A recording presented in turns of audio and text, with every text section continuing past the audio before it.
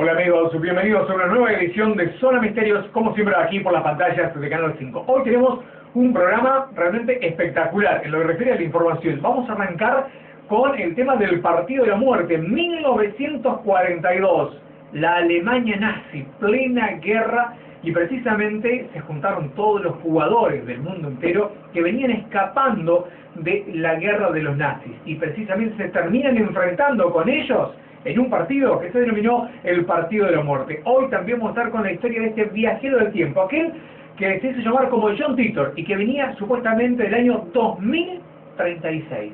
¿Será cierto? ¿Será mentira? También tenemos eso hoy en Zona Misterio. Otro tema tiene que ver con el fuego fatuo en los yacimientos de Pan America Energy Argentina. En el 2014 se vio una de estas misteriosas llamaradas que van sobre el nivel de la Tierra. Y por si fuera poco, hoy también estamos con el famoso mapa de Piri Reis, ese mapa que data del año 1513, realizado por el cartógrafo Piri Reis, un navegante que se adelantó aparentemente en el tiempo para hacer esta cartografía. Pero también en el cierre hoy tenemos un material de excepción. Vamos a ir a Los Ángeles, Estados Unidos, un 26 de febrero de 1942. En esa fecha hubo más de 1.430 disparos por parte de la artillería norteamericana. ¿En contra de qué? De objetos voladores no identificados. Eso y mucho más tenemos hoy aquí, en este programa de Zona Misterios,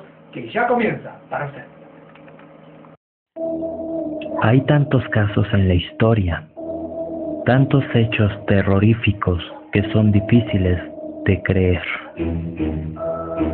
tan sorprendentes que es difícil sacar su conclusión, dar teorías acerca de la verdad.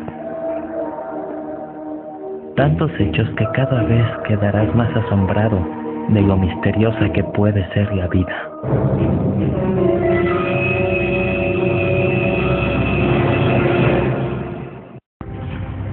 El 25 de febrero de 1942, 100.000 personas vieron algo en el cielo de Los Ángeles.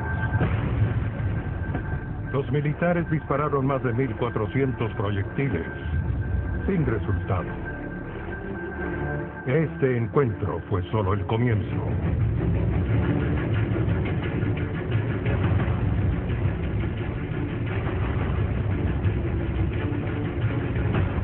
El objetivo nunca fue determinado. Muy bien, comenzamos y vamos a ir a este 1942 que le hacía mención en el principio de esta edición de Zona Misterios. Allí los jugadores que escapaban, en un principio estos jugadores escapaban de la guerra, terminaron escapando de los nazis, se terminaron escondiendo, guardando sus habilidades. Durante el día trabajaban y poco a poco durante la noche comenzaron a reunirse entre ellos y a empezar a entrenar. Y hubo una fecha muy particular, que fue el 6 de agosto de 1942, que lamentablemente estos jugadores, que provenían de un equipo que se llamaba el Dinamo, y que tuvieron que cambiar de nombre para escapar de los nazis, terminan enfrentándose en un partido a muerte. ¿Precisamente con quién? Contra los nazis, contra los alemanes, quienes no debían perder contra este rejunte de jugadores famosos del mundo entero. ¿Qué es lo que sucede? Pues lo inevitable. Va el marcador 5-3. Y de esa manera termina ese partido, que también en 7 días después del partido, 1-1, iba a terminar con la vida o la desaparición física de cada uno de los jugadores de ese equipo que se enfrentó a los nazis. Una historia real que aconteció en plena Alemania nazi en 1942, y hoy la tiene aquí usted en Zona Misterios. En 1941, durante la Segunda Guerra Mundial, Ucrania era una de las repúblicas socialistas soviéticas que formaban parte de la URSS. Kiev, la capital, fue ocupada por los nazis hasta el 6 de noviembre de 1943, y durante esos años la ciudad estuvo llena de refugiados de guerra que se les despojó de todos sus bienes, y para los que sobrevivir a un nuevo día era toda una odisea. Una de las cosas que se prohibieron fue el fútbol, ya que el antiguo equipo, el Dynamo de Kiev, estaba fundado por miembros de la policía comunista. Pero un panadero alemán llamado Korvik, y amante del fútbol que había sido seguidor del prohibido equipo, reconoció en la calle a un mendigo que no era otro que Nikola Trusevich, portero y antigua estrella del Dynamo. Viendo su lamentable estado, le ofreció trabajo para limpiar la panadería. Disfrutando de las historias de los años dorados que le contaba el jugador de fútbol, Korvik tuvo la idea de reunir a todos los antiguos jugadores de su equipo favorito. Con la ayuda de Trusevich, localizó entre los mendigos al resto de caídas estrellas y les dio trabajo para ocultarlos de los nazis, pero no pudo completar su equipo, así que también dio trabajo a algunos jugadores del Lokomotiv, recomendados por Trusevich. De manera clandestina, recuperaron la única pasión que podían tener, volver a jugar al fútbol, y para evitar el acoso nazi, cambiaron el nombre de Dynamo a Fútbol Club Star. A pesar de las largas jornadas de trabajo y una alimentación deficiente, gracias a su calidad comenzaron a ganar partidos hasta que unos meses después se enfrentaron con un equipo alemán al que derrotaron. Los nazis, nerviosos, buscaron otro equipo mejor que también fue derrotado, haciendo que la fama del modesto equipo de panaderos corriera como la espuma. Aquello supuso el principio del fin. Algunos nazis propusieron detener y fusilar a todos jugadores, pero los altos mandos sabían que aquello no haría más que aumentar la leyenda del modesto equipo, y decidieron antes de fusilarlos, organizar un partido oficial con los mejores jugadores alemanes de la Wehrmacht, que vendría siendo las fuerzas armadas nazis, y así se confirmaría la supremacía alemana en el deporte, una obsesión del régimen, pero volvieron a ser derrotados. El equipo nazi era el Flakelf. El Flakelf pidió la revancha, y se preparó a conciencia sabiendo todo el prestigio que se jugaban, y llegó el gran día, el 6 de agosto de 1942, en el estadio Zenit, y con los palcos repletos de autoridades y mandos nazis, iba a comenzar un partido que desafiaría a todo el régimen de Hitler y sería conocido a partir de ese día como el Partido de la Muerte.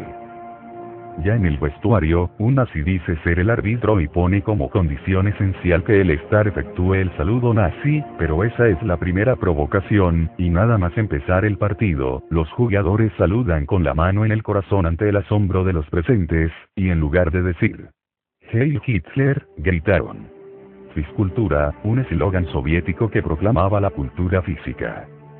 Los alemanes empiezan de manera más que agresiva golpeando indiscriminadamente y sin disimulo a los jugadores del Star ante la impasividad del árbitro, y marcan el 1 ante el clamor del estadio. Pero pronto se torcerían las cosas, y se llegaría al descanso con la victoria del Star por 2-1. El comandante de ocupación, Everett, baja al vestuario local y tras decir a los jugadores del Star que Alemania nunca ha perdido en un territorio ocupado, advierte con su arma en la mano que ganar traerá consecuencias, pero eso no parece asustar al equipo, que vuelve en el segundo tiempo con más fuerza que nunca, y a pesar de las duras entradas, los ucranianos meterían 3 goles más. Hacia el final del partido, cuando ganaban 5-3, un jugador llamado Klimenko quedó solo frente al portero alemán, lo dribló, y en lugar de meter gol, disparó hacia el centro del campo en un gesto de desprecio que hizo que la delegación alemana se retirase. El destino, sin dudas, ya estaba escrito. Una semana después del partido, varios jugadores del Dynamo fueron arrestados y torturados por la Gestapo, acusándolos de pertenecer a la policía comunista. Uno de los futbolistas, Mykola Korovchik, murió mientras era torturado. Los demás fueron mandados al campo de concentración de Siretz. Allí fueron asesinados Iván Kuzmenko, Oleksiy Klimenko y el guardameta Mykola Trusevich, que murió con la camiseta puesta, en febrero de 1943. Kiev fue liberado en noviembre de ese año, pero fue hasta después de la caída de la antigua URSS, que esta historia no se divulgó. El 16 de noviembre de 1943, Izvestia fue el primer periódico en informar de la ejecución de los deportistas por los alemanes, aunque el partido en sí no fue mencionado. Los jugadores supervivientes, Fedir Tyutchev, Mikhail Sviridovsky y Makar Goncharenko, fueron los responsables de la popularización de esta historia soviética en la cultura popular. Hoy en día hay un monumento frente al Estadio Zenit, rebautizado como Estadio Star en 1981 en su honor. Los jugadores son considerados héroes, y su historia se enseña en los colegios. Los que conservan una entrada de aquel día tienen un pase especial para ver de por vida al Dynamo de Kiev. La historia fue contada en el libro El Partido de la Muerte, y el cineasta John Huston se basó en dichas anécdotas para realizar Evasión o Victoria, que contaba con Sylvester Stallone, Michael Caine, Max von Sydow e incluso Pelé, aunque también hay 3 películas soviéticas inspiradas en estos hechos. La Guerra Fría ha terminado, pero la propaganda sigue. Ahora les dejaré un video, sacado de Jugones, que dura solo 2 minutos, y cuenta con imágenes, toda la historia del Mundial de Fútbol. Solo 2 minutos. Atentos.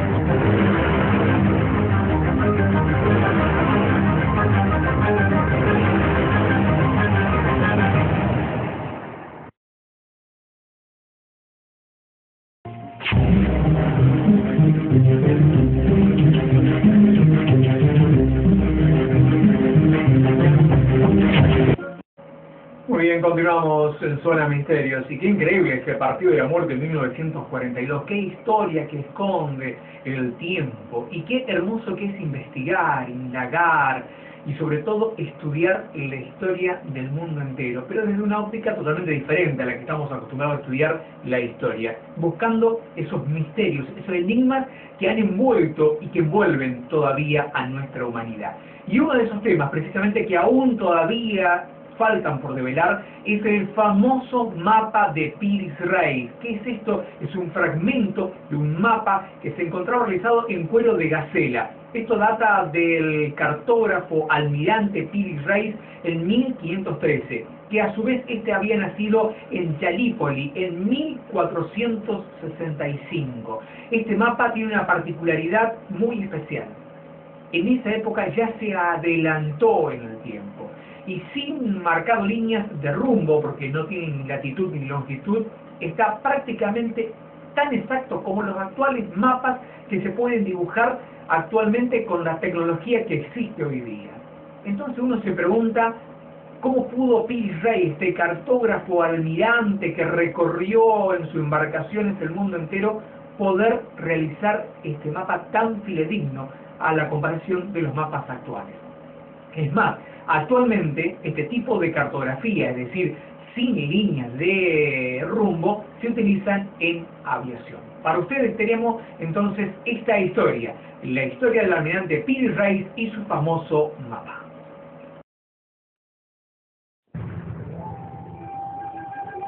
Sin lugar a dudas, se trata de la más singular pieza que alberga el fascinante Museo Turco de Topkapı. Y sin embargo, pese a llevar 70 años allí, el vestigio original jamás ha sido expuesto al público. Estamos hablando del mítico mapa de Piri Reis, un plano que, según quienes lo han estudiado, tuvo que ser confeccionado por hombres capaces de volar. El problema es que posiblemente tiene miles de años de antigüedad. Fue descubierto en 1929, en noviembre de ese año para ser concretos. Apareció entre los tesoros olvidados del citado Museo de Estambul. Lo encontraron en el interior de un cofre junto a otros pergaminos enrollados. De acuerdo a lo que dice el mismo mapa, fue elaborado en el año 1513 por un almirante de la flota turca, un excelente marino y un humanista internacional allá por los primeros años del siglo XVI. Se llamaba Piri Reis. Lo primero que llamó la atención de cartógrafos e historiadores es que en el mapa figuraban tierras que en el año de su supuesta confección no habían sido pisadas por el hombre: el norte de Canadá, el cono sur o la Antártida.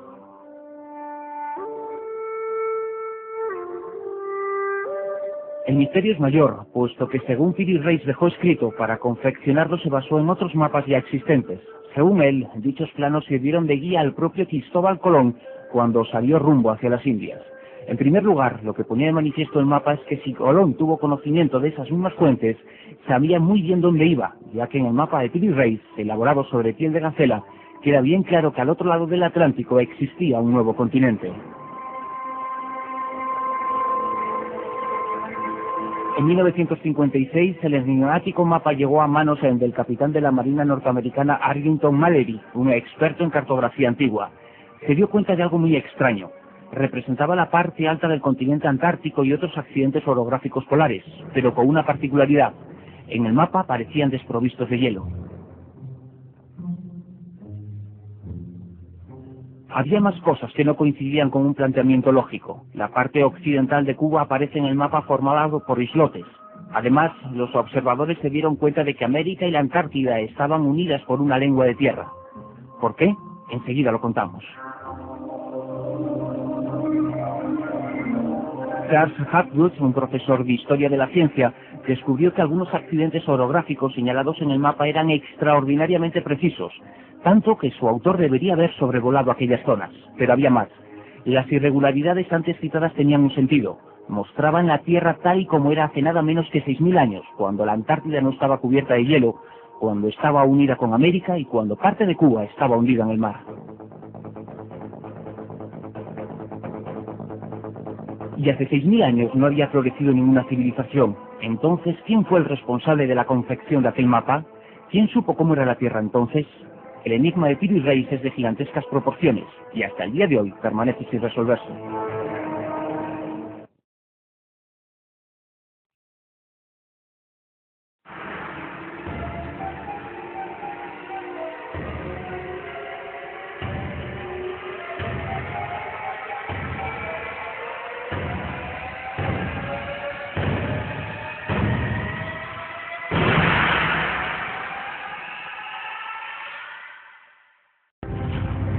El 25 de febrero de 1942, 100.000 personas vieron algo en el cielo de Los Ángeles. Los militares dispararon más de 1.400 proyectiles, sin resultado. Este encuentro fue solo el comienzo.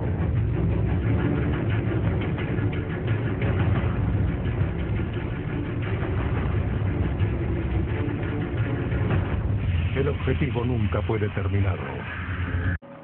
Continuamos en Zona Misterios y este misterio realmente es atrapante y ya va a ver por qué. En el año 2000 apareció en nuestro planeta una persona que decía que provenía del año 2036.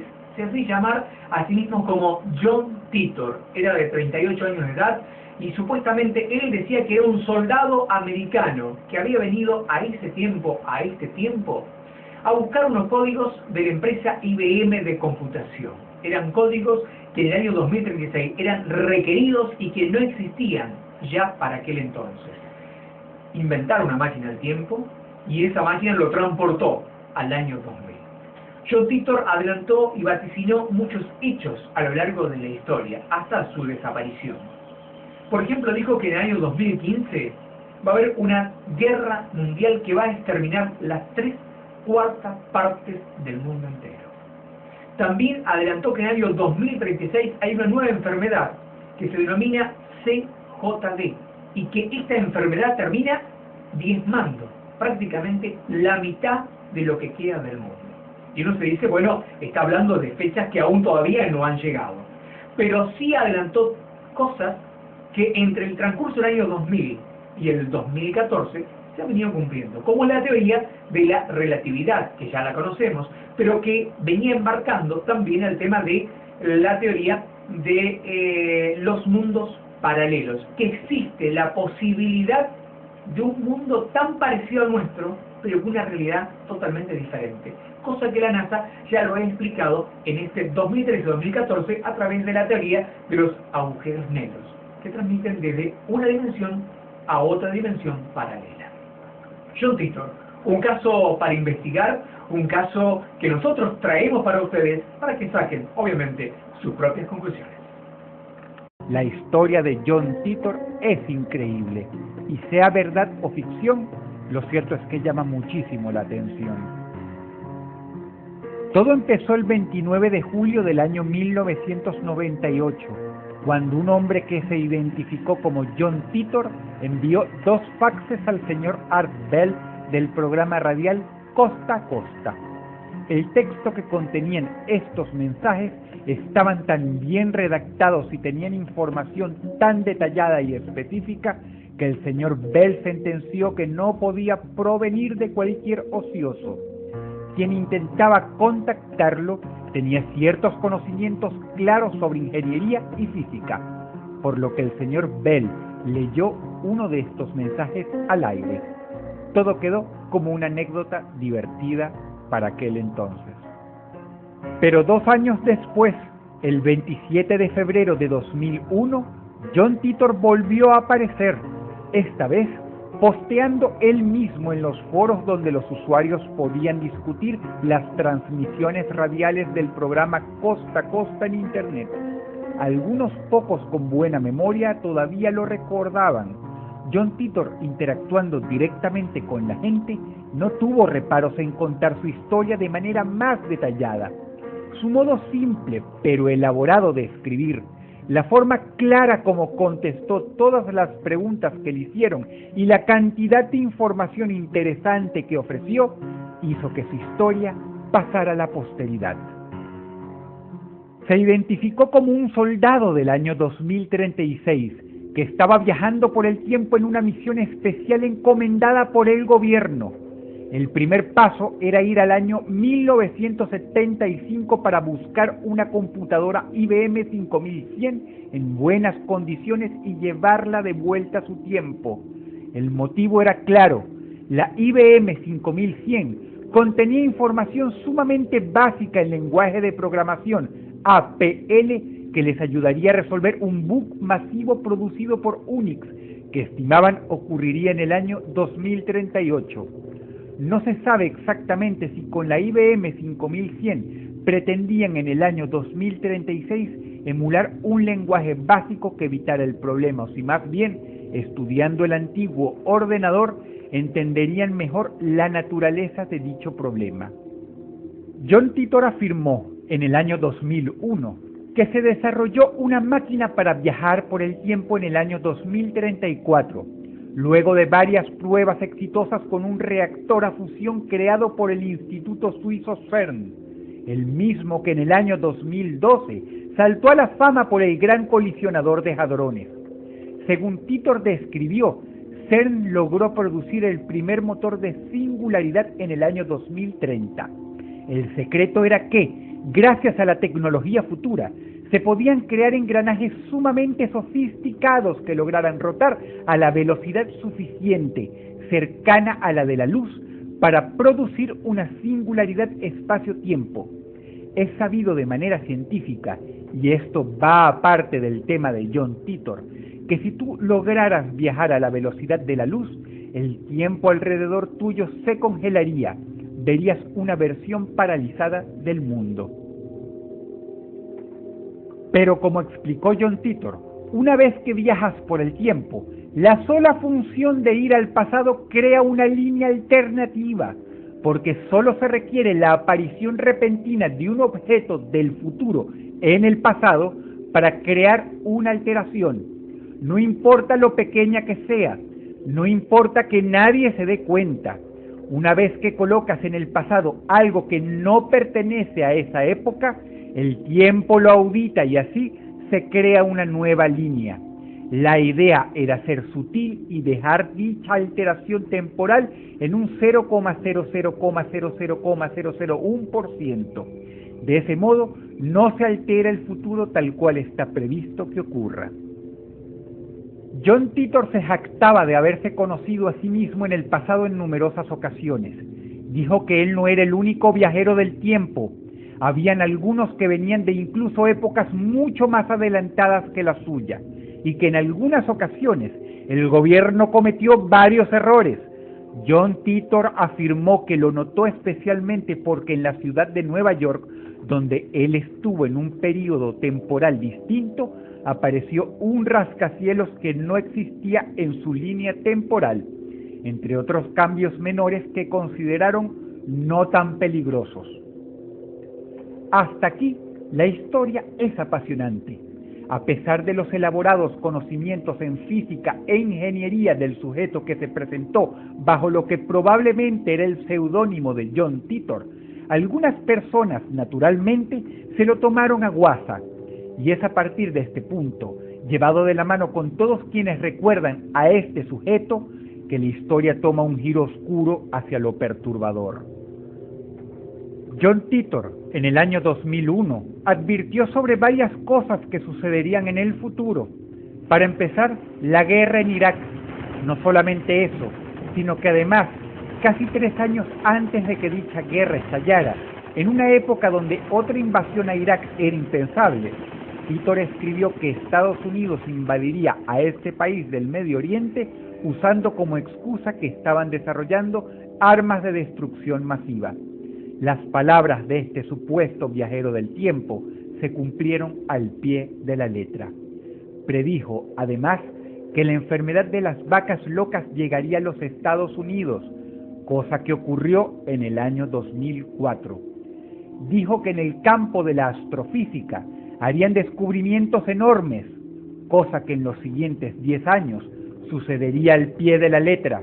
En la década comprendida entre el año 2000 y el 2010, no solamente se desecharon innumerable cantidad de teorías que se daban por ciertas, sino que además se descubrieron un montón de planetas extrasolares, entre ellos Gliese, donde hasta el día de hoy los científicos teorizan que podría haber vida. El problema es que al lado de los aciertos hay errores. John Titor predijo también cosas que jamás pasaron. Por ejemplo, afirmó que en el año 2004 estallaría una guerra civil en Estados Unidos que fragmentaría a ese país. Si bien el tema político se ha recrudecido muchísimo en Estados Unidos y el país está hoy dividido más que nunca entre liberales y conservadores, entre ellos extremistas como el Tea Party, las cosas no llegaron tan lejos como para el estallido de una guerra civil. El problema es que las predicciones más horrorosas de John Titor todavía esperan ser cumplidas o desmentidas en un futuro, tal vez porque solo se trata de un montaje extraordinariamente bien planeado. tal vez porque la línea temporal volvió a cambiar, o tal vez porque de hecho sí vamos rumbo a un futuro no muy brillante. John Titor dijo que la Tercera Guerra Mundial ocurriría en el año 2015. Explicó que Estados Unidos y sus países aliados ganarían la guerra a la larga, pero a un costo sin precedentes para el país, que terminaría tan devastado como sus poderosos rivales. Las malas noticias no acaban ahí. Titor escribió que luego de esta guerra habría un largo periodo de paz. El mundo volvería a prosperar. Sin embargo, a partir del año 2030, aparecería una nueva enfermedad mortal que ocasionaría pánico. Sería el SIDA de los nuevos tiempos, solo que bastante peor, porque la pandemia sería considerablemente mayor. Dijo que causaría grandes pérdidas humanas y que, en lo que a él respectaba siendo un individuo del año 2036, no estaba ni cerca de hallar la cura. John Titor cometió otro error entre comillas. En su primera carta enviada a Art Bell a finales de los años 90, mencionó que el Y2K ocasionaría, en el cambio de milenio, desastres en la infraestructura tecnológica del mundo. De hecho, la historia de este sujeto comenzó con que viajó del futuro precisamente para buscar una computadora vieja que les diera pistas sobre cómo prevenir por siempre este tipo de problemas. Pero algunas personas que siguieron este tema de cerca tienen una teoría distinta que es muy aceptable y explica esto. ¿Qué sucedería si de hecho el Y2K jamás sucedió porque otro soldado, otro viajero del tiempo, hubiera sido despachado precisamente para evitar el supuesto desastre ocasionado por el Y2K? Después de todo, muchas personas, entre las que se incluyen expertos del tema, le temían a este error tecnológico y tenían fe con que sucedería. Y el año 2000 ocurrió, como todos sabemos, sin que ni siquiera nos enterásemos de que podía ser posible. Sea una farsa o no, lo cierto es que es un tema apasionante, y debido a la colosal repercusión que tuvo, muchísimas personas le tienen fe a la historia de John Titor. Si quieres saber más, puedes conseguir mucha información en internet, en especial los mensajes escritos por el propio John, que aunque estén en inglés, te aconsejo tratar de leer, porque en verdad, por su forma de escribir, son...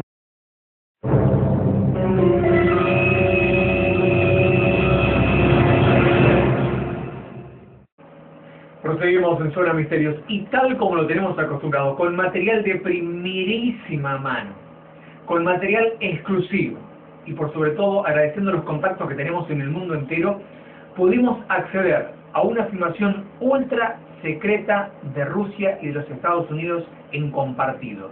Vamos a transportarnos al año 1947. Ustedes recordarán el famoso caso de Roswell, en Nuevo México, donde una supuesta nave alienígena se estrelló en una campiña, donde supuestamente había 3 cuerpos. Uno de ellos, aparentemente, habría estado con vida. Siempre se preguntó el mundo entero, sobre todo los ufólogos, si este caso era real o no, si era parte de una ficción, si era parte tan solo de algo que los Estados Unidos querían, por un lado, dar a conocer o también tapar.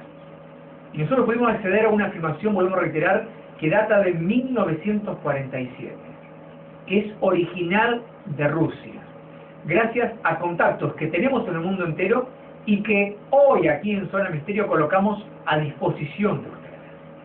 Esta filmación, que fue realizada en 8 milímetros, usted imagínese en aquella época, en blanco y negro, muestra precisamente la realidad de aquel 1947, la realidad de aquel accidente de Roswell. Material exclusivísimo, que hoy usted aquí lo tiene de primera mano en Zona Misterios. No se lo pierda, porque realmente es un material muy exclusivo.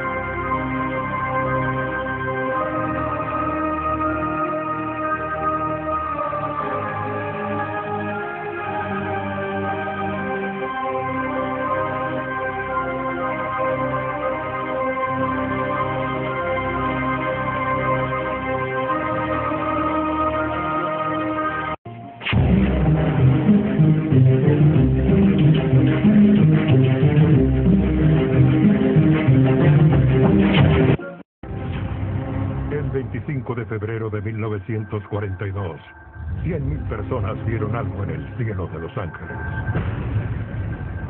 Los militares dispararon más de 1.400 proyectiles, sin resultado. Este encuentro fue solo el comienzo.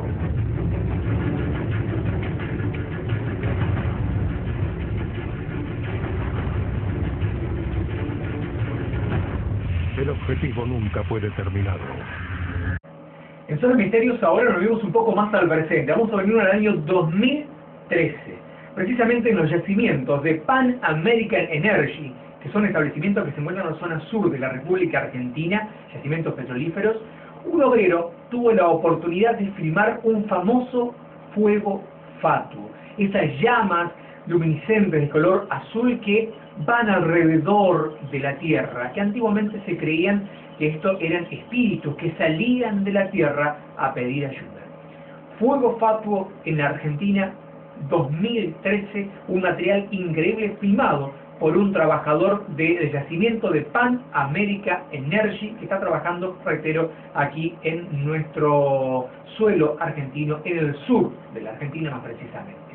El folclore de la gente dice, estos son espíritus. Ustedes hoy podrán determinar qué es esto. Para nosotros, por lo que hemos investigado a lo largo de los años y del tiempo, tiene que ver específicamente con restos ya de cuerpos en descomposición, que pueden ser de animales o de viejos cementerios que antiguamente hubieran estado en ese lugar, y que la fosforescencia propia del fósforo con la baja presión atmosférica hace que se eleven estas pequeñas llamaradas que en contacto con el oxígeno hacen este encendido fuego de tan solo algunos segundos. Pero esta filmación de primera mano es realmente increíble. Observen.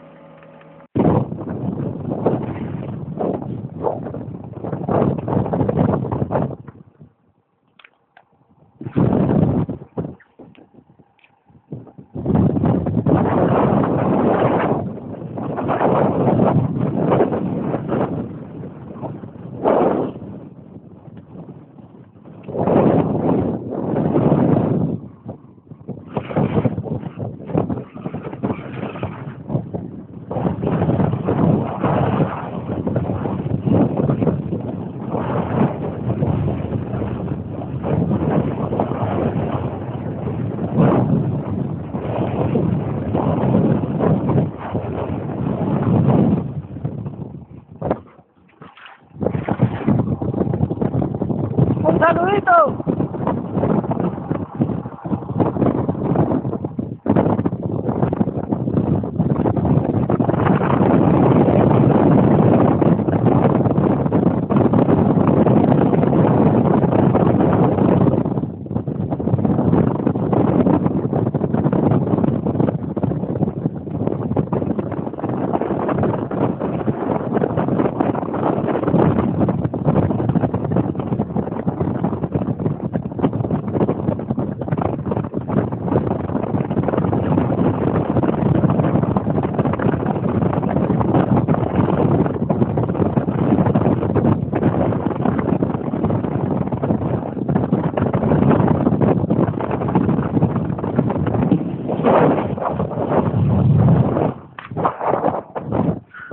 ¡Me cagué todo!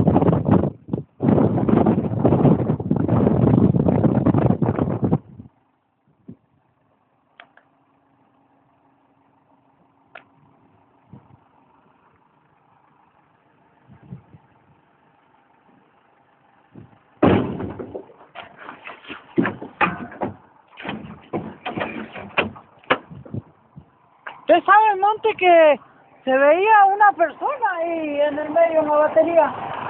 Mire. El guardia. No, una azul, así como una luz, que iba y venía así, se movía, mire. Muy bien, continuamos en Zona de Misterios. Y ahora sí vamos a este material que le venimos prometiendo a lo largo de todo el programa. Tiene que ver con la madrugada del 26 de febrero de 1942. Nos vamos a ir a las costas de Los Ángeles, en Estados Unidos. Allí, en esa madrugada, sonaron las alarmas de ataque antiaéreo. Inmediatamente las fuerzas norteamericanas se pusieron en marcha y las baterías antiaéreas se pusieron también en camino para llegar al centro de Los Ángeles. Allí sobrevolaban objetos voladores no identificados, grandes luces a alta velocidad iban y venían. Las artillerías norteamericanas comenzaron a abrir fuego a esos objetos que se movían. Hubo en total 1.430 disparos por parte de la artillería norteamericana, pero ninguna respuesta de estas luces, como tampoco ninguna baja a esas luces que sobrevolaban el cielo de Los Ángeles en plena madrugada. Hubo transmisiones de BBC en forma directa, de la CNN en aquel tiempo, cuando recién comenzaron sus albores, en la radiodifusión, también en directo. Y para ustedes tenemos este material increíble, que habla precisamente de esa batalla que se libró en Los Ángeles en 1942, que hasta el día de hoy no se supo bien qué fue lo que aconteció. Los medios de prensa rápidamente fueron silenciados. El tiempo puso su manto protector y también se olvidaron. Pero no se olvidaron las cámaras de Zona Misterios. Nuestra investigación llegó hasta Los Ángeles para traer este material exclusivo para ustedes.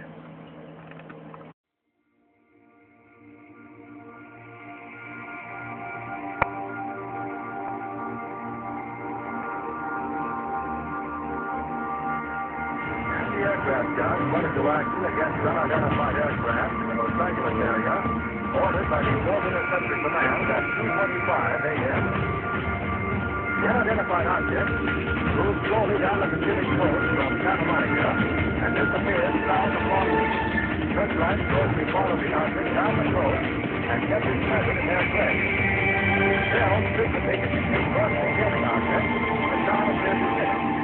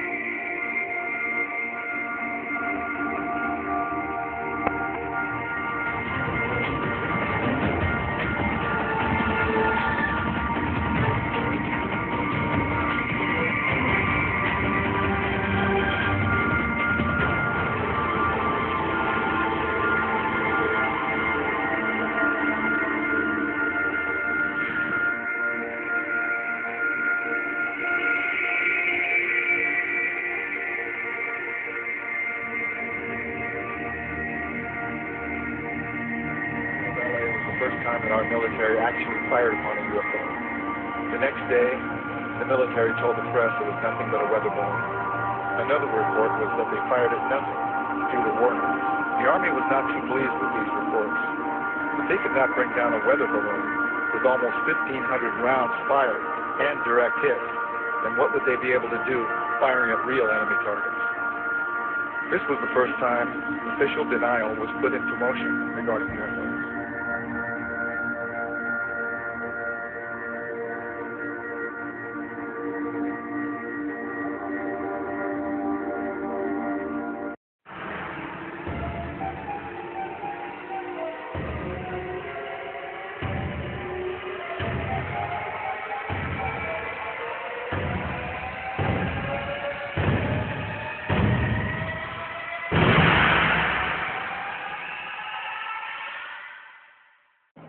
Muy bien, amigos, así llegamos al final de esta edición de Zona Misterios, esperando que lo haya pasado tan bien como lo hicimos nosotros. Ha sido un enorme placer saber que ustedes están del otro lado y saber que nuestras investigaciones están llegando a buen fin.